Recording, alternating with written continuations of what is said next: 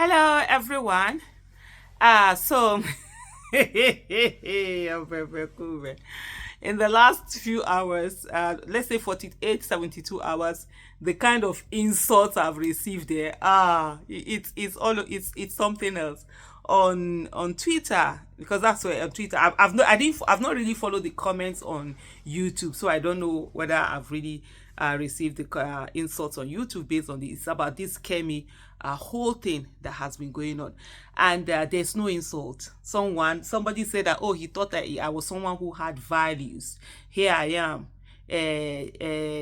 defending the Nigerian police, blah blah blah blah blah. I said, Toga, now you know I don't have values. Hope you have peace. At least after all, is it not you that saw me with values before? The same you now, you don't see me with value. It's perfectly okay. But what am I talking about? It's all about this the Kemi issue. I realized that some people thought Kemi issue started with Abike Dabri, because I saw someone who said, oh, Kemi was on her own jejely, and Abike Dabri, went to go and ask for her whatever with Nigeria. That's not it. Except you guys have not followed Kemi. Like, I saw a message where somebody said the moment Kemi sees Caucasian, she will do everything to throw every other person under the bus. That's what she has constantly done over the time. And yeah, do you. I don't have a problem with do you. But you see those people that I don't want to be like them, so I want to prove to you that I'm not like them. I will do everything to bring you down. They are the worst that you can think about. You understand? And that thing that people do and say that my enemy's enemy is my enemy's enemy is my friend, it's nonsense. Your enemy's enemy is not your friend. Your enemy's enemy can be your worst enemy. And so put it down. But Nigerians, we are very smart people. But unfortunately for us, we don't know how to hold grudges. We don't know how to remember things, and we don't know how to connect the dots. We live for the moment. So if somebody does something now, we forget all the other things or whatever. We will not look at the context. We will not look at all the dots for surrounding. We just pick that one, just like little children. We just be jumping up and down. That's why we have the worst amongst us are the ones who are ruling us, because we don't know how to do these things. I'm going to give some quick examples for those who have forgotten. All of a sudden, Kemi is holding grudge, right? That Nigerian police, took away her brother's, stole her brother's shoes and all of that. Like I said, everything is about context. And I'm going to show these two videos. I've done it in another video before, but I'm going to show this where she was making these messages. Yes, Kemi's brother being attacked. Kemi have issues with Nigerian police. We all have issues with Nigerian police. Nigerian police, they are the worst in the world. They have ranked the worst in the world several times in several years. No doubt about that. Nobody is holding beef for them. The thing also is that everything is context. You can't be asked a question on what is happening in your, how do you trust your British police, and all of a sudden is bringing Nigerian matter into the situation that it is, and people are coming to say that, oh, what she said, is it not the truth or whatever. When Kemi said that the people who are asking for repatriation from UK, who are saying that the colonialism that UK did affected a lot of countries and they should pay. UK that went around, stole people's wealth, killed people, did a lot of atrocities, and people come out to say that UK needs to pay for that. The same Kemi comes out to say it's a scam, but it's her own brother's own that it's not a scam. Oh, she's holding grudge for the fact that a policeman stole her brother's shoes. She's holding grudge for the fact that Nigeria has done ABCD to her. Nigeria has done ABCD to a lot of us. But she stands on a stage and says that the people who are demanding that UK should atone for the things that they have done, that they don't have a right to do it, that is a scam and everything. Is her own not a scam? I'm asking you a question now. Is her own not a scam? But let it not be that, as usual, you say, Aisha, she talks too much, she whatever. I'm going to allow you watch the clip where Kemi, where they were talking about issue of slavery, issue of colonialism, and the need that UK needs to be apologetic for its past and the things, that it has done, and the response that Kemi gave. Just watch this. Question here about our imperial past, colonial past as a country. The Commonwealth Heads of Government meeting starts next week. Should we be embarrassed about our colonial past? No, we don't need to be embarrassed about our colonial past. Every country in the world, at one point or another, either colonized or attempted to colonize another group of people. This is the past. We need to talk about the future.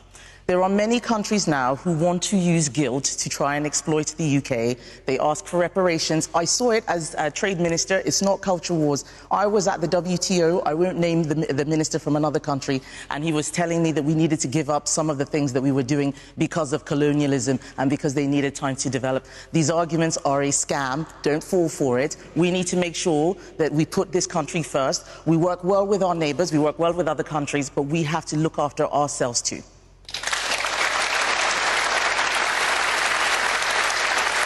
Well, I mean, those advocating for reparations would say, shouldn't we just make up for some of the damage we did through the slavery? As a black woman saying that, they may find that hard to understand from you. Well, there are many things that the British Empire got wrong, but there are many amazing things that the British Empire also did. And we need to be honest about that and stop pretending that it was all bad. The British Empire ended slavery, the Atlantic slave trade. We need to talk about that more.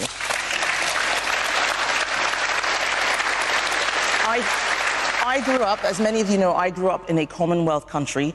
Many people in those countries don't actually carry the baggage that a lot of the left-leaning commentariat want to put on our country. We need to look at how we can help other countries develop as best as they can. We did a lot to help many of those countries. We can do more again. I would like to see that. But the answer is definitely not reparations. OK, there we are. OK. It's a scam. No, people should not. People should move on. You don't need to pay. But you are still bearing grudge that your brother's shoes were stolen. For those who don't understand it, and I explained in a particular video that I did, and this is what I had to say. Context is everything.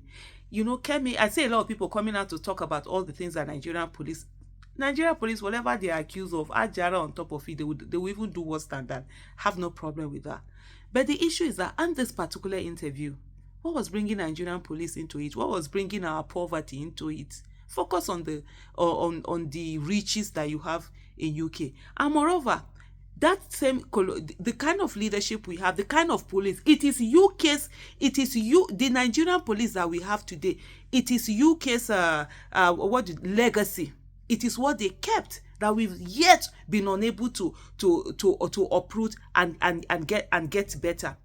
When they came to colonize us, they met Africa in a place where women played great role in terms of leadership, in terms of providing, working, shoulder to shoulder with the men in this part of the world. But it was in their own part of the world that women did nothing. They only painted their nails and drank tea and wore their big clothes and whatever, and just looked pretty and did nothing. And they enforced that on us. And up to today, we are still struggling for the African woman to be able to get back, the kind of place that she used to be in. Disrupted our tradition, disrupted a lot of things. And then people are talking and you are saying that it's a scam, that they don't have a right to us. People were killed. The Mau of Kenyans, up to now, they are still fighting. They went through so much. The atrocities committed, by the UK government in Africa. Let me not even talk about the other places in Africa and all of that. And then you come to say that, oh, they have no right.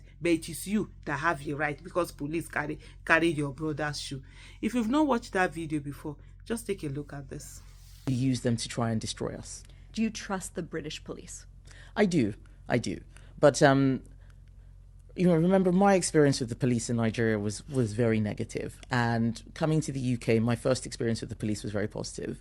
The police in Nigeria would rob us. So when people say, "Oh, I had this bad experience with the police because I'm black and they're white," I was like, "Well, I remember the police stole my brother's shoes and his watch." His shoes? Yeah, they took his shoes and his watch. It's a very poor country, so people do all sorts of things, and giving people a gun is just a license to intimidate. But that's not the bar we should use for British police. Obviously, it should be much higher. But my experience was so positive when I was burgled, for example.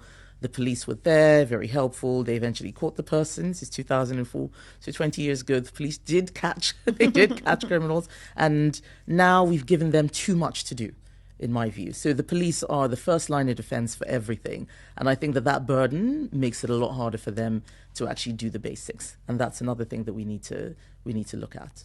Let's talk about some of the social issues that have